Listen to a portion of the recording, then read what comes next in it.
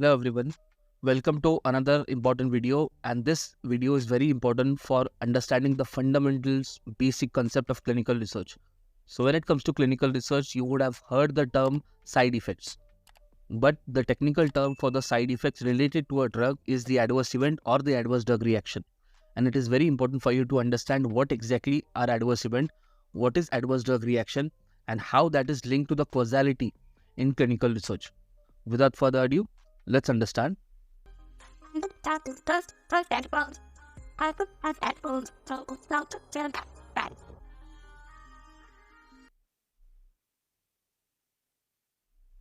Now, first and foremost, let us understand the definition of adverse event. So, adverse event is any untoward medical occurrence in a patient or a clinical trial subject after administering the medical product which does not necessarily have a causal relationship with the treatment. Okay, so any kind of event that does not have a relation, okay, it does not have a causal effect relation, but it is a medically significant event, okay, and that event is called as adverse event. So if you see any kind of medical occurrence or any kind of reactions or any kind of ailment in a subject, and you do not know whether it is related or caused by a study treatment, you would term initially as adverse event. Okay, so it is very important for you to understand the definition of adverse event. Now, the next thing is understanding what is adverse drug reaction. Now, an adverse drug reaction is a response to a drug which is noxious and unintended and occurs at normal doses, which has suspected or proven causal association with the drug. Okay, so when it comes to adverse event, we did not know whether it was related, but when it comes to adverse drug reaction, we suspect or we have a proven causal relation association. Okay, so in adverse event, we did not know the causality. In adverse drug reaction, we suspect or we have a proven cause and effect relationship to the drug. Okay, so that is the key fundamental difference between adverse event and adverse drug reaction. And it is very important for you to understand that all adverse events are judged either by the reporting by the investigator or the sponsor and having a reasonable causal relationship to the medical product to qualify as an adverse drug reaction. Okay, so when it comes to determining that this particular medication has this particular adverse drug reaction, then you have to prove that it has cause and effect relationship to it. Okay, so whatever effect that a drug has is initially an adverse event, but when you add causality to it, it becomes adverse drug reaction. Now let us understand what could be the example of adverse event.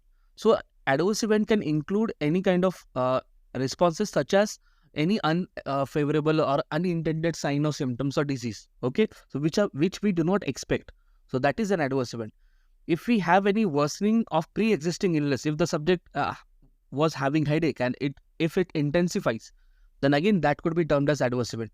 If we have any clinically relevant change in the lab values, okay, if you see change in his lab values in the medical reports, that can also be an adverse event.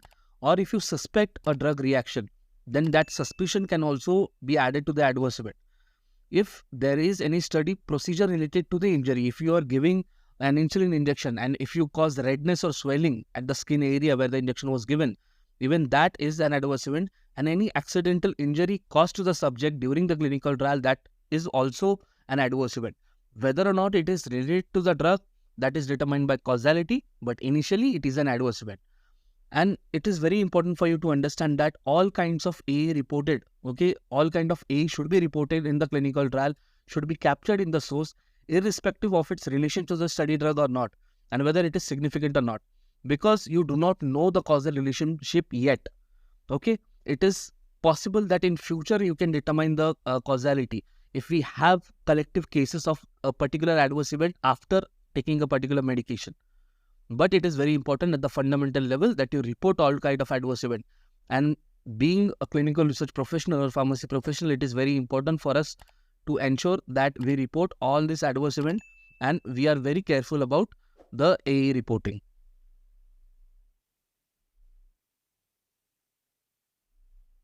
So whenever we have to report a particular AE, we would require certain details.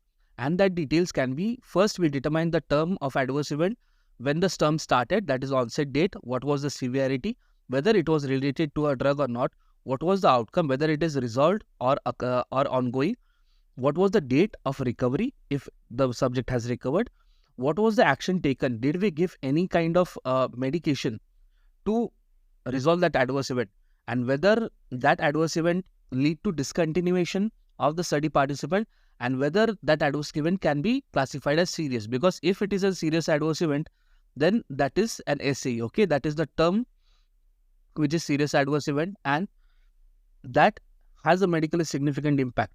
Okay, so all these kind of details are very important for you to note whenever you document a particular AE.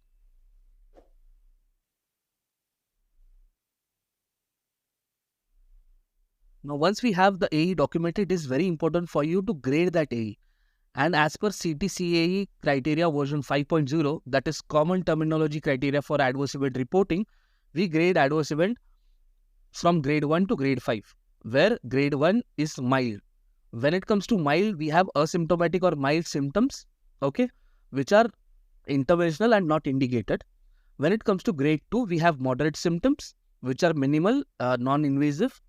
Grade 3 is severe, which has severe medically significant event and which can be potentially life-threatening. Grade 4 is life-threatening event, which have a significant consequences and which require urgent intervention. And grade 5 is death, which is the most dreaded kind of CTCAE criteria. Okay, so whenever you report an adverse event, it is very important for you to understand what grade that adverse event is, and that is to be determined whether by a medically qualified professional. Okay, so by using CTCAE criteria version 5.0, you determine the severity grading of each and every adverse event.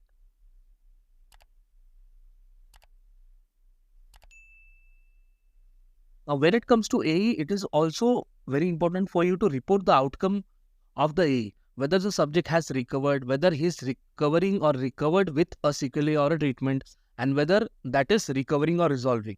Okay, so all these three criteria that I have mentioned, so that is a recovered category. But if the adverse event, the subject has not recovered, whether the adverse event is fatal, whether that is an SAE, or you have another criteria which is unknown, where you do not know whether the adverse event is ongoing, stopped, recovered, not recovered, fatal, non-fatal.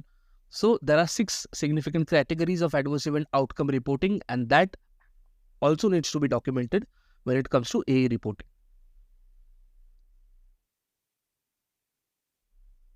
Now, finally, whether it is an AE or adverse drug reaction, it is very important for you to assess the causality, whether it is related to the study drug. So, causality assessment can be done by 2 methods. Okay, and in this thing, we will see what are the types of causality and what it means. So, if in terms of causality assessment, if the adverse event is unrelated, we determine whether it is not related to the drug or unlikely related to the drug. When it comes to not related, we see that the AE definitely is caused by the subject clinical state or condition, and when we say it is unlikely related, then that particular AE or study drug did not have a temporal association with that AE. Okay, so we have to prove based on the causality assessment whether it is related or not related. If we say the AE is related, then we have to determine whether it is possibly related or definitely related. When it comes to possibility related, then that adverse event needs to have a reasonable temporal association with the study drug, and that could have been due to the subject's clinical condition or state. When we say it is definitely related in terms of causality, then that A needs to have a significant reasonable temporal association with the study drug, which abates after the discontinuation of study drug and which initiate whenever the study drug is again reintroduced. Okay, so when you see that this particular drug is definitely causing a reaction, then that reaction should stop after withdrawing the drug, and that reaction should again start when introducing a drug. So that is the causality assessment. So whenever you determine causality, it has to be supported by the subject's clinical state, by the intervention, by the continuation and discontinuation of that particular drug. So that is causality assessment. So thank you for watching this video till the end. Please make sure that you subscribe to the channel so that we can bring such amazing videos to you and have a significant impact in terms of your clinical research knowledge.